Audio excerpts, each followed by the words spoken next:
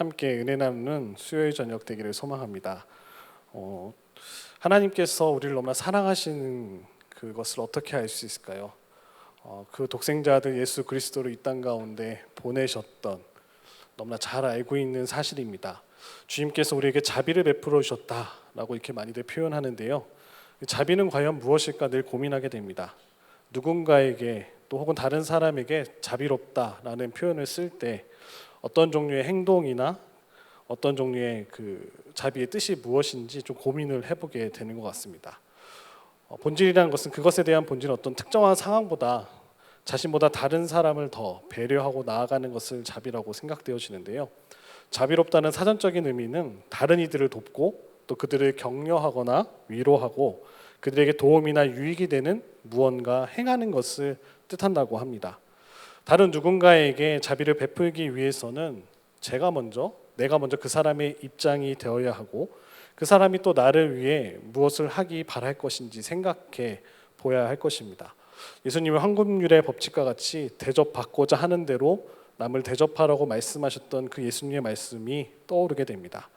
그 다음에는 그것을 떠오르는 것을 끝나는 것이 아니라 그 일을 행해야 합니다. 그를 위해서 어떤 것을 해줘야 할지 떠오르는 것에서 끝나는 것이 아니라 그것을 실행해야 된다는 것이죠. 예수님께서는 무엇이든지 우리가 다른 사람을 위해서 행하기를 바라는 바를 행해야 한다고 말씀하셨던 그 말씀을 우리가 다시 한번 떠오릅니다.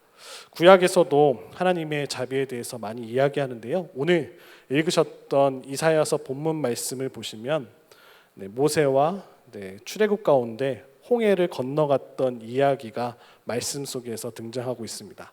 그 모든 것들이 바로 하나님의 자비로우심, 하나님의 신실한 은혜였음을 이사야는 고백하며 떠오르게 하고 있죠. 그러한 구원해 주셨던 그 하나님께서 지금 어려운 상황 속에서 신음하고 고통 가운데 있는 이 백성들을 다시금 구원해 달라는 말씀이 담겨져 있습니다. 구약에서는 하나님의 자비를 자주 찬양합니다. 히브리서에서는 그 의미가 너무나 많아서요. 특별히 한 단어로 표현하는데요. 많이 들어보셨을 히브리 단어 헤세드라는 단어입니다. 이 단어는 참된 사랑의 필수 요소인 신실함을 강조하면서 사랑으로 곧잘 번역되곤 합니다. 그리고 헤세드는 신실한 사랑으로 주로 많이 번역이 돼서요. 오늘 말씀의 제목과 같이 신실한 사랑, 바로 헤세드에 대해서 오늘 좀 나누기를 소망해서 제목을 잡아봤습니다. 이 단어에는 또 사랑뿐만 아니라 충성이라는 뜻도 포함되어 있습니다. 한 사람이 다른 사람의 관계 때문에 그 사람에 대한 강력한 헌신, 그 헌신이 이 단어 안에 들어있다는 것을 표현해주고 있는데요. 하나님께서 헤세드를 행하실 때 이는 그분이 약하거나 가난한 사람을 향해서 자비를 베푸신다는 뜻으로도 이 헤세드가 사용되어졌습니다. 그리고 구약에 또 자주 등장하고 있는 단어 중에 하나인 긍휼이라는 단어와 함께 헤세드가 자주 표현되어집니다. 헤세드는 인자하심으로도 이렇게 많이 번역되어지는데요. 우리가 성경에서 보실 때는 자비하심으로 더 많이 번역되어지고 있습니다. 그러니까 다른 사람들에게 행동을 통하여서 그 사랑을 전해주는 적극적인 의미를 표현할 때 이 단어를 많이 사용합니다. 그래서 하나님께서도 자비롭게 행동하실 때 우리의 필요를 세심하게 살펴보시고 각각 한 사람 한 사람에게 상황과 환경 속에서 역사하시는 하나님의 너그럽고 자비로운 사랑을 표현할 때 이 단어를 쓰십니다. 우리에게 복과 유익을 또 모든 것을 후히 공급하여 주시는 그 하나님이 바로 그 약속 가운데서 행하셨던 그 사랑을 신실하게 지키신 것을 헤세드라고 표현하는 단어입니다. 하나님이 헤세드에 관한 이야기를 하려면 너무나 잘 알고 있는 말씀인 시편 23편 6절의 말씀이 좀 떠오르게 되는데요. 함께 말씀을 보시면 내 평생의 선하심과 인자하심이란 단어의 뜻이 헤세드입니다. 반드시 나를 따르리니 내가 여호와의 집에 영원히 살리로다. 그러니까 다윗이 하나님이 양떼를 보호하시고 그 양떼에게 필요한 것들을 채우심으로써 그들에게 자비롭게 대하시는 목자와 같음을 표현해주고 있는 이 말씀을 살펴보면서 그 헤세드가 어떤 뜻인지 저희들이 살펴볼 수 있겠고요. 또 목자는 스스로 대가를 치러야 할 때도 양떼를 돌보는데 헌신하는 사람임을 다윗은 높여드리고 있습니다.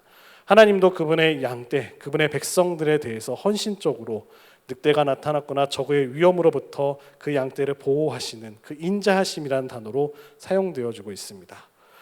그래서 하나님 자신이 선하심과 인자하심의 본질이 되시기 때문에 그의 백성들을 지키시고 거룩한 자리로 이끌어 가신다라는 것이죠. 또 시편 136편에 보시면 집에 가서 한번 136편을 살펴보시면요, 1절부터 계속해서 나오는 것이 무엇이냐면 그 인자하심이 영원함이로다 라고 마무리되어지고 있습니다. 헤세드라는 뜻을 각 행마다 구절마다 계속해서 마무리되어지고 있습니다. NIV 성경에서는 이 표현을 그분의 사랑이 영원히 지속된다라는 표현으로 번역할 수 있겠는데요, 136편을 통하여서 하나님께서 그분이 창조하시고 구속의 역사 속에서 언제나 미쁘셨던 그 사랑으로 그 백성들을 돌봐주신 그 인자하심이 영원함과 그 사랑이 영원히 지속됨을 시편 기자를 통하여서 표현해 주고 있습니다. 그분의 구속사역의 일부를 그분께 반대되는 사람들에게 반대되는 심판하실 때도 하나님은 자비를 베푸셨는데요, 시편 145편 17절에 보시면 이렇게 나옵니다. 함께 읽도록 하겠습니다. 시작. 여호와께서는 그 모든 행위에 의로우시며 그 모든 일에 은혜로우시도다. 하나님의 모든 행동과 하나하나가 다 자비로우시다, 헤세드다라고 이야기하고 있습니다. 이스라엘은 하나님의 자비하심을 날마다 찬양합니다. 그들의 역사를 되돌아보면 그분의 자비하심을 오늘 본문에서도 살펴볼 수 있었습니다. 오늘 함께 읽으셨던 이사야 63장 7절 말씀을 보시면 내가 여호와께서 우리에게 베푸신 모든 자비와 그의 찬송을 말하며 그의 사랑을 따라 그의 많은 자비를 따라 이스라엘 집에 베푸신 큰 은총을 말하리라 라고 고백하고 있습니다. 하나님의 크신 자비하심과 인도하심을 찬양하고 있습니다. 특별히 사도 바울은 루스드라 사람들에게 한 분이시며 살아계신 참 하나님이 어떤 분이신지를 가르치고자 할 때 그는 하나님의 자비에 대해서 이렇게 이야기합니다. 사도행전 14장 7절 말씀을 보시면 여러분에게 하늘로부터 비를 내리시며 결실기를 주시는 선한 일을 하사 음식과 기쁨으로 여러분의 마음에 만족하게 하셨느니라. 바울은 성경에 관해 전혀 알지 못하는 이들에게 말하고 있죠. 하나님이 어떤 분이신지 여러분이 깨달아 알지 못한 그 순간순간도 바로 하나님의 자비로움 속에 있었습니다 라고 고백하고 있습니다. 바울은 그들에게 전하는 하나님, 그렇게 예배했던 수많은 이방 신들과 전혀 다르신 하나님께서 어떻게 지금까지 행동하셨는지 그의 성품을 통하여서 하나님을 보여주고 있습니다. 바울은 하나님의 인자하심이 모든 사람에게 주어져 있음을 잘 알고 있었지만 동시에 타락한 죄인인 우리가 이를 너무나 쉽게 거부하며 하나님의 길이 참으시는 인자하심이 우리를 회개와 구원의 자리로 이끌어 주심을 미리 보아 말씀해 주고 있는 것입니다. 특별히 로마서 2장 4절에도 보면 바울은 이렇게 이야기합니다. 혹 내가 하나님의 인자하심이 너를 인도하여 회개하게 하심을 알지 못하여 그의 인자하심과 용납하심과 길이 참으심이 풍성함을 멸시하느냐. 하나님의 선하심도 알고 인자하심도 알고 있는데 돌아오지 않는 이들에게 경고하며 하나님께서 구원하시는 그 놀라운 일 가운데 말씀을 이해하지 못하는 이들에게 하나님께서 슬퍼한다는 것을 이야기하고 있습니다. 물론 저희들이 잘 알고 있듯이 하나님의 가장 큰 자비는 바로 그의 아들 예수 그리스도를 우리에게 주셨던 하나님의 선물임을 저희들이 살펴볼 수 있겠습니다. 디도서 3장 4절 5절에 보시면 우리 구주 하나님의 자비와 사람 사랑하심이 나타날 때 우리를 구원하시되 우리가 행한 바 의로운 행위로 말미암지 아니하고 오직 그의 긍휼하심을 따라 중생의 씻음과 성령의 새롭게 하심으로 하셨나니 라고 디도서 3장 4절부터 5절에 이야기하고 있습니다. 가장 큰 하나님의 자비하심, 그 아들 예수를 이 땅 가운데 보여주셨다는 거죠. 우리가 하나님을 예배합니다. 하나님을 예배하는 이들에게 보여주시는 그 자비는 무엇일까요? 우리가 하나님은 이런 분이기 때문에 그분을 알고 예배한다고 주장하는 모두에게 또 보여줘야 되는 것이죠. 하나님이 어떤 분이신지. 우리가 예수님을 믿는다고 하면 예수님 믿는 사람으로서 어떤지, 뭐가 다른지 보여줘야 된다는 것이죠. 구약에서 탁월한 방식으로 그 자비를 베품으로써 하나님의 자비를 보여줬던 많은 예들이 있지만 특별히 세 사람을 찾아볼 수 있을 것 같습니다. 첫 번째는 룻입니다. 룻과 보아스와 이야기와 또 다윗의 이야기를 통하여서 어떻게 하나님의 자비하심을 그 당시 사람들에게 보여줬는지, 또 그 말씀을 가지고 오늘을 살아가는 우리들도 어떻게 하면 하나님의 자비하심을 보여줄 수 있는지 살펴보고자 합니다. 먼저 룻을 보시면 모압으로 룻과 보아스의 이야기입니다. 룻기를 살펴보시면 두 가지의 자비가 나옵니다. 한 가지는 시어머니 나오미에 대한 룻의 자비가 나오고요. 또 룻과 나오미에 대한 보아스의 자비에 관한 아름다운 이야기로 4장까지 이루어지고 있습니다. 4장으로 이루어져 있는데요.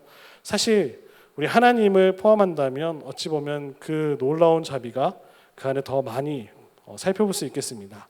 나오미는 주께서 모압 출신이었던 그 며느리에게 자비를 베풀기를 기도하고 있습니다.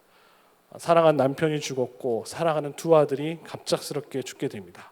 그 이야기가 진행됨에 따라서 하나님은 그 나오미의 기도에 응답하고 계십니다. 무엇보다도 그 룻은 모압으로 돌아감으로써 나오미가 홀로 고향 땅으로 베들레헴으로 돌아가는 것을 내버려 두기를 거부하고요. 과부가 된 시어머니, 본인도 남편을 잃었는데 그 시어머니를 쫓아가는 자기 희생적인 모습을 말씀에서 보여주고 있습니다.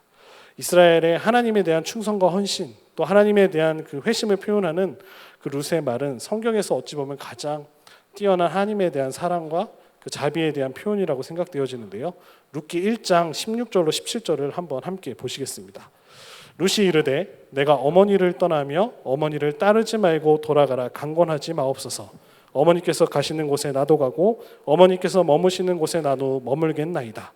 어머님의 백성이 나의 백성이 되고 어머님의 하나님이 나의 하나님이 되리니. 놀라운 표현이죠. 또 어머니께서 죽으시는 곳에서 나도 죽어 거기 묻힐 것이라. 이방 여인의 입술에서 나오는 고백입니다. 만일 내가 죽는 일 외에 어머니를 떠나면 여호와께서 내게 벌을 내리시고 더 내리시기를 원하나이다 하는지라. 이러한 표현을 통해서 살펴볼 수 있는 것은 어찌 이방 여인의 입술을 통해서 이런 놀라운 고백이 나오냐라는 것이죠.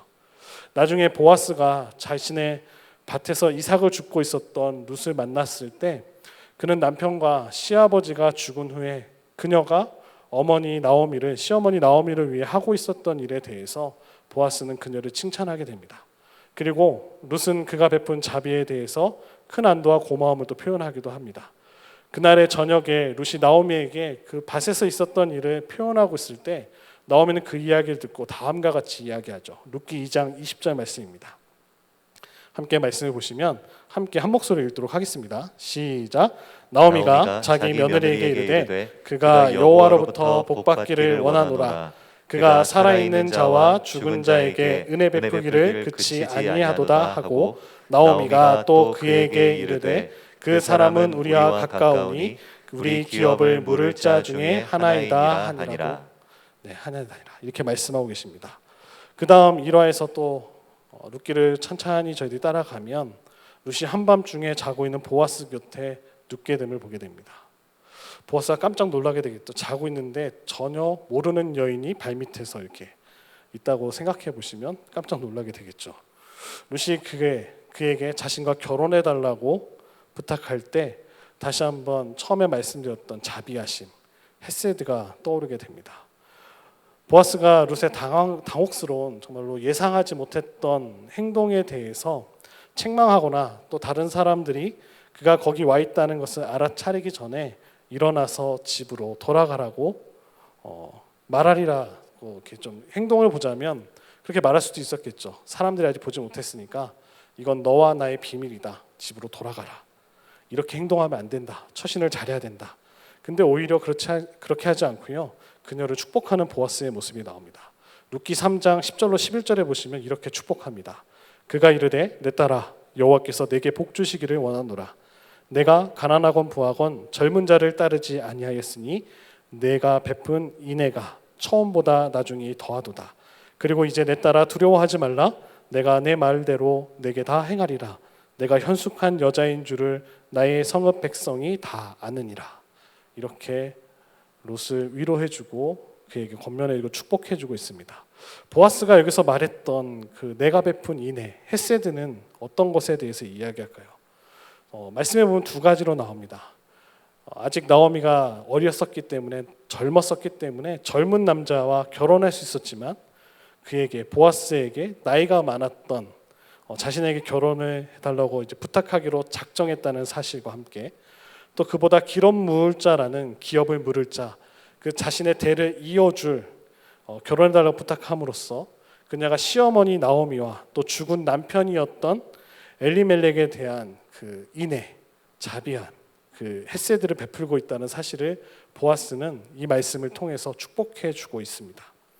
보아스는 그가 만약에 아들을 갖게 된다면, 자손이 이어지게 된다면 결혼한 이후에 그럼 룻을 통하여서 그 남편이었던 엘리멜렉의 재산과 그 모든 성을 또 이어받게 될 것이고요. 또 그러한 이유 때문에 당연히 자신이 기업 물을 자가 되어서 아내로 맞이하게 되어지고요. 그를 칭찬하고 자비로운 행동을 통하여 나아가게 되는 것이 룻기의 말씀입니다. 더 나아가서 룻과 보아스를 통하여 그 가문에서 예수님의 조상이 되어진 다윗의 후손이 되어지시는 예수님의 그 족보가 이어지게 됨을 저희들이 살펴볼 수 있겠습니다. 룻기 전체는 바로 헤세드의 이야기라는 것이죠. 처음부터 끝까지 행동으로 보여주고 있는 자비에 관한 이야기입니다. 이방 여인, 모압 여인이었던 룻이 남편이 죽고 시아버지가 돌아가시고 시동생이 죽은 상황 속에서 자신의 고향인 모압에 그냥 돌아갔다면 이 이야기는 오늘날 저희들이 들을 수도 없고 읽을 수도 없겠죠. 보아스와 룻이 하나님의 자비를 보여주고 있습니다. 하나님은 그렇게 행동하시고 보아스처럼 이스라엘 백성들을 지켜주신다는 거죠. 한 남자와 한 여자의 일하고 끝나는 것이 아니라 어찌 보면 남편이 사라져버리고 고아와 같이 되어버린 이스라엘 백성들에게 참 남편이 되어주고 기업 물을 자가 되어주신다라는 것을 두 사람의 이야기를 통하여 오늘 저희들에게 말씀해주고 계십니다. 하나님은 바로 그렇게 행동하셨다라는 거죠. 한 남자와 한 여인의 모습을 통해서 우리 하나님이 바로 우리에게 그렇게 행하고 계신다는 사실을 저희들이 말씀 속에서 배울 수 있다는 것입니다. 이스라엘 백성으로 태어났든지 룻처럼 회심한 이방인이든지 그분의 종들은 그렇게 행동해야 된다는 거죠. 하나님을 따른다라고 입술로 고백하는 우리들이 바로 룻과 보아스처럼 행동해야 된다는 것이죠. 어찌 보면 자신들의 문화 속에서 정상적이라고 생각하거나 기대하는 바를 다 뛰어넘고 있습니다. 어찌 보면 너무나 젊은 여인이 할아버지 또래의 남편을 맞이한다는 것, 지금도 손가락질 받을 만한 이야기고 너무나 위험한 행동인데 그 모든 위험들을 두 사람은 감수했다는 거죠. 큰 공경에 처한 누군가에게 자비를 베풀기 위해서 그렇게 행동했다는 것이죠. 여인은 자신의 시어머니를 위해서, 한 남자였던 보아스는 이 룻과 나오미를 위해서 자비를 베풀었다는 것입니다. 하나님처럼 행동하고 있는 모습을 살펴볼 수 있겠습니다. 그 다음은 다윗입니다. 너무나 잘 알고 있는 다윗입니다. 다윗은 특별히 사울 왕의 아들이었던 요나단과 함께 그 자비에 대해서 오늘 저희들에게 보여주고 계십니다. 두 사람은 모두 사울이 기회만 잡는다면 다윗을 살해하기로 마음먹게 되죠. 다윗은 만만이요 사울은 천천이다. 이렇게 이방 여인들의 입술을 통하여서 골리앗을 이긴 이후에 다윗의 주가는 하늘을 찌를 듯 높아지게 됩니다.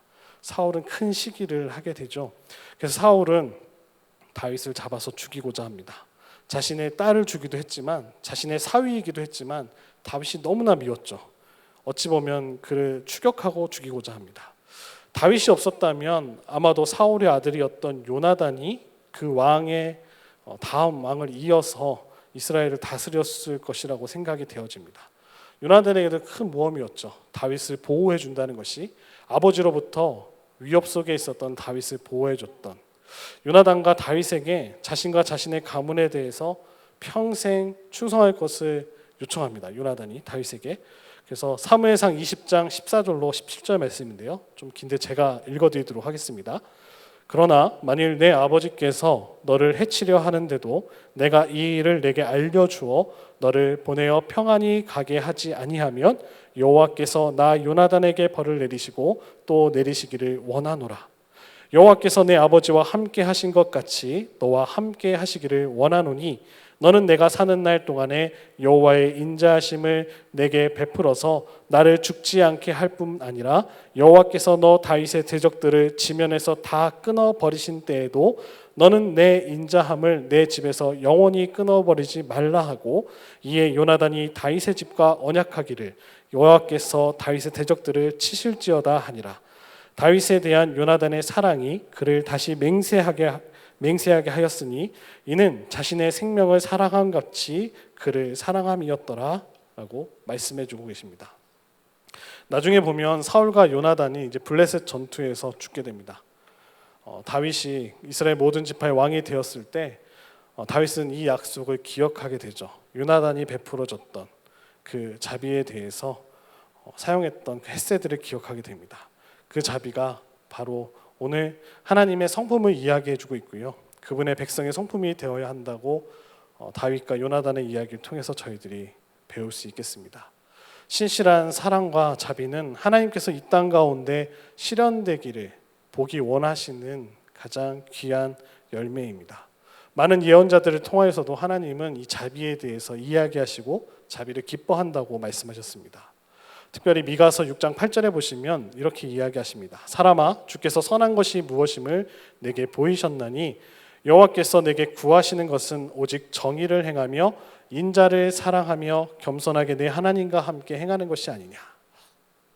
정의를 행하며 헤세드, 그 신실한 사랑으로 겸손함으로 나아가는 것을 이야기합니다.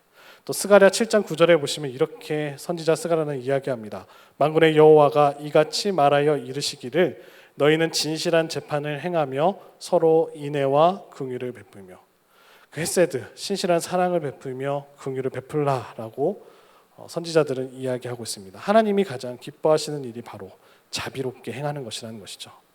그럼 잠언, 지혜문학에서는 이것을 어떻게 표현하고 있는지 좀 살펴보고자 합니다. 자비로운 행동을 할 때 그것은 하나님을 본받을 뿐만 아니라 하나님께 그런 행동을 하는 것이라고 지적하고 있습니다. 하나님 기뻐하시는 행동이기도 하고요. 그 자비로운 행동이 누구께 하나님께 하는 것이다. 그래서 헤세드라는 단어가 본문에 등장하고 있습니다. 특별히 가난한 이들에게 너그럽게 자비를 베푼다는 의미로 명확하게 쓰여지고 있습니다. 잠언서 14장 31절을 한 목소리로 읽도록 하겠습니다. 시작. 가난한 사람을 학대하는 자는 그를 지으신 이를 멸시하는 자요, 궁핍한 사람을 불쌍히 여기는 자는 주를 공경하는 자니라. 가장 약자들에게 그 주의 긍휼하심과 인애를 베풀라라고 말씀하시죠. 또 잠언서 19장 17절에도 많은 구절이 있지만 한번 보시면 가난한 자를 불쌍히 여기는 것은 여호와께 꾸어드리는 것이니 그의 선행을 그에게 갚아주시리라. 말씀에 나오잖아요. 가난한 자를 돕는다면 하나님께 꾸어드리는 것이다. 하나님께서 반드시 기억하시고 갚아주신다. 가장 소외된 자들, 가난한 자, 고아와 과부, 아무런 울타리에서 보호받을 수 없는 이들에게 하나님은 관심을 갖고 그들에게 인애를 베풀라라고 말씀하고 계십니다. 또 가장 큰 인애를 보여주신 마지막으로 살펴볼 분이 바로 예수님이십니다. 자비가 본질적으로 다른 이들의 필요, 자신의 필요보다 더 우선되어지는 이들의 필요를 채워주고 그들을 사랑하시는 것이라면 예수님께서는 자신의 육체를 십자가에 내어주셔서, 하나님께서 그 아들을 십자가에 내어주셔서 그 사랑을 우리에게 보여주셨습니다. 성육신하셨다라고 하죠. 복음서에서 예수님을 살펴보시면 예수님은 항상 어떤 일을 하시든지 많은 방해를 받으셨습니다. 어떤 방해를 받으셨냐면 여행 중이거나 아니면 어디를 방문하실 때, 식사를 하실 때 누군가가 항상 예수님을 방해했던 이야기들이 계속해서 등장하게 됩니다.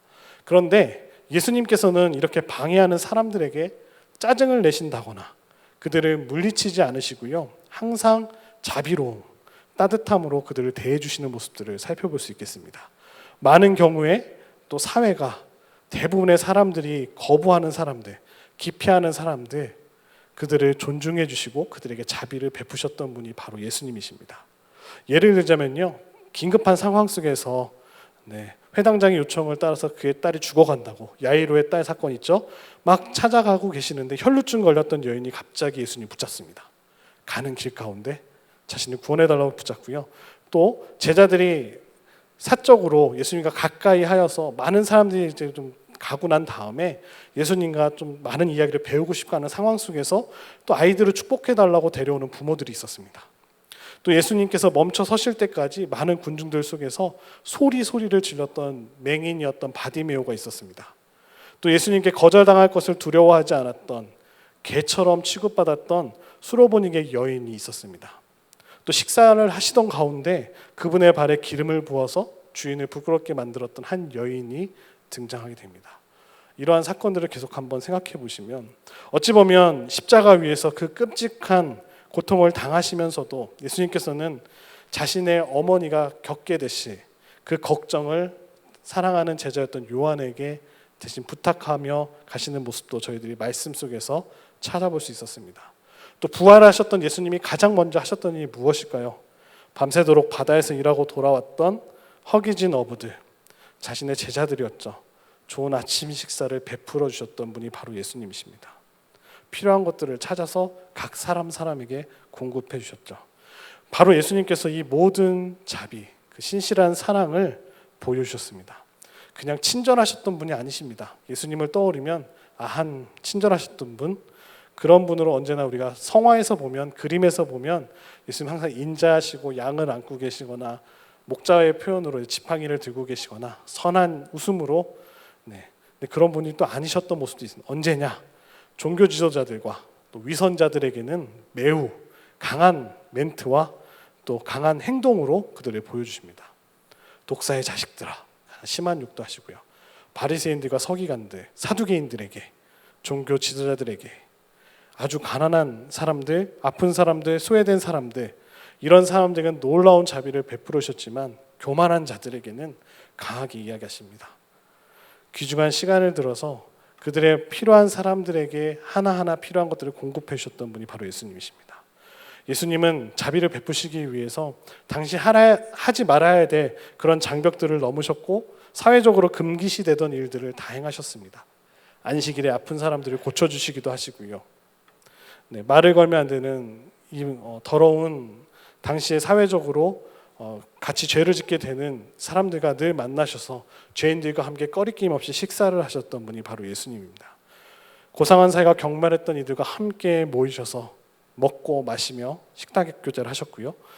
어찌 보면 예수님의 제자가 된다고 우리가 늘 표현하는데요. 그분의 본보기를 따라 행해야 한다면 우리의 매일의 삶 속에서 어쩌면 다른 사람들에게 우리도 예수님처럼 자비를 베풀어야 되는데 제 자신을 돌아보면 늘 실패하는 것 같습니다. 우리는 너무나 자주 실패하게 되죠.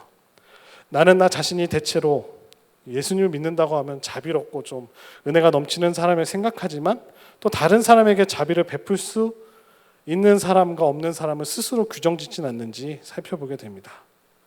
참 답하기가 어려운 문제인 것 같습니다.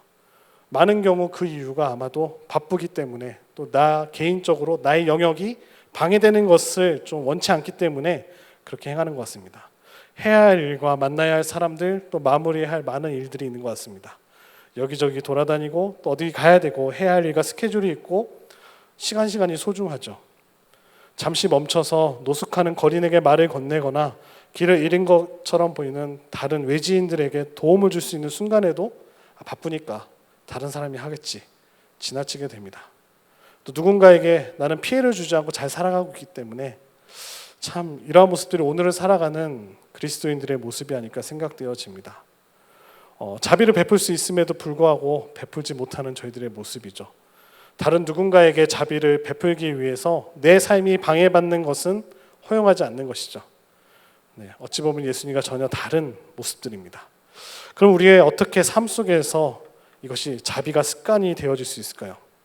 자비가 성령의 9가지 열매 중에 하나입니다. 어찌 보면 9가지 열매라고 표현되어지는 모든 것들이 바로 우리에겐 자연스럽지 않은 것입니다. 자연스러운 태도가 아니라는 거죠. 바울이 말하고자 하는 그 자비는 하나님의 성령으로 충만한 것부터 시작되어진다는 것이죠. 자연적인 것이 태어날 때부터 우리 갖고 있는 것이 아니라요, 그냥 영적인 것임을 이야기해 주고 계십니다.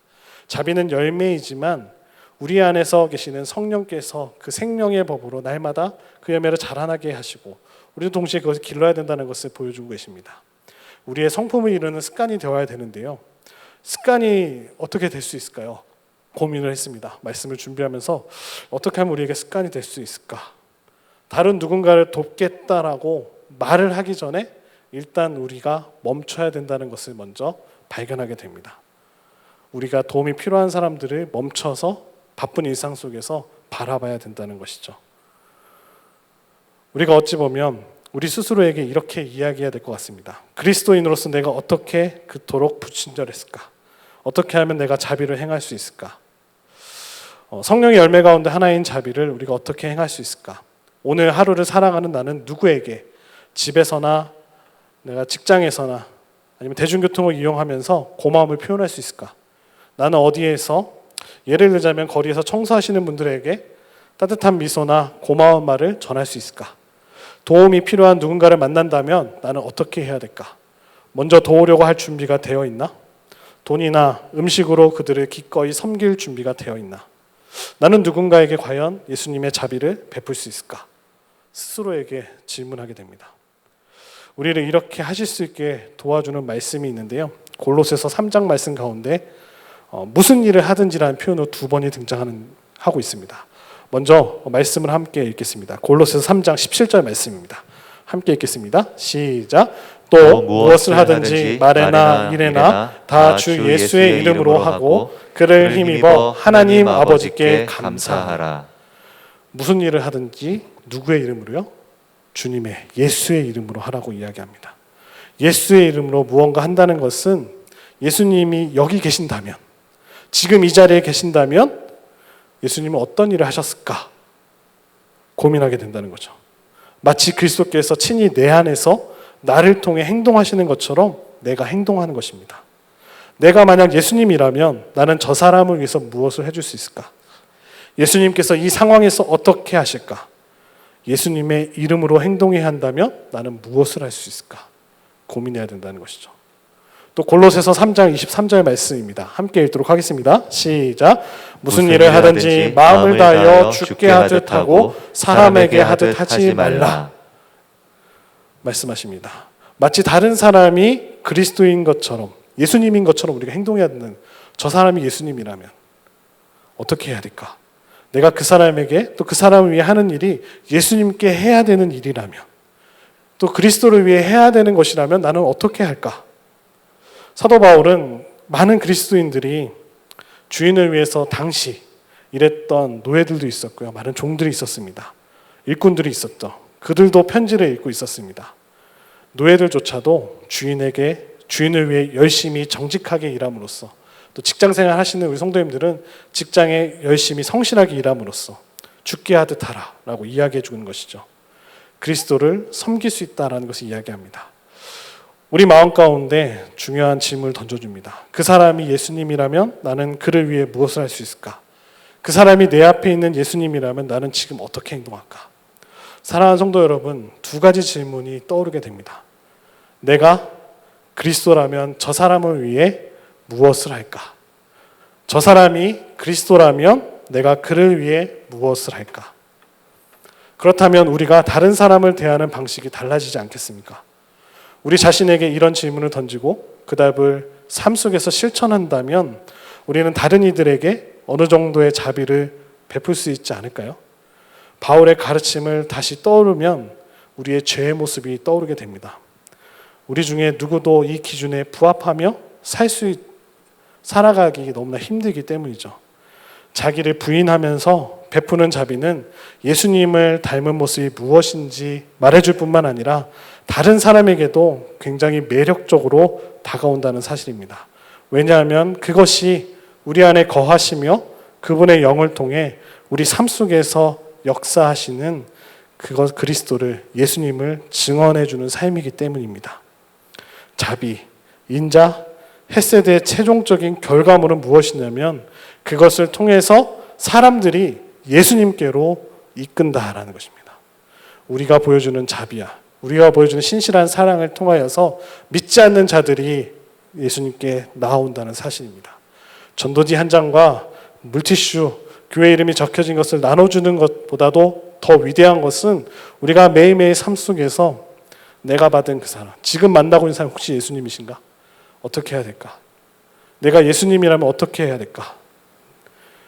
이러한 자비의 열매를 맺으시는 모든 사랑하는 성도님들 되시기를 축복합니다. 날마다 이런 고민을 가지시고 내가 그리스도라면 저 사람을 위해 무엇을 할까? 저 사람이 그리스도 예수님이시라면 내가 그분을 위해 무슨 일을 해야 할까? 고민하시면서 매일매일 삶 속에서 주님만을 증거하시는 삶을 살아가시는 모든 사랑하는 성도님들 되시기를 축복합니다.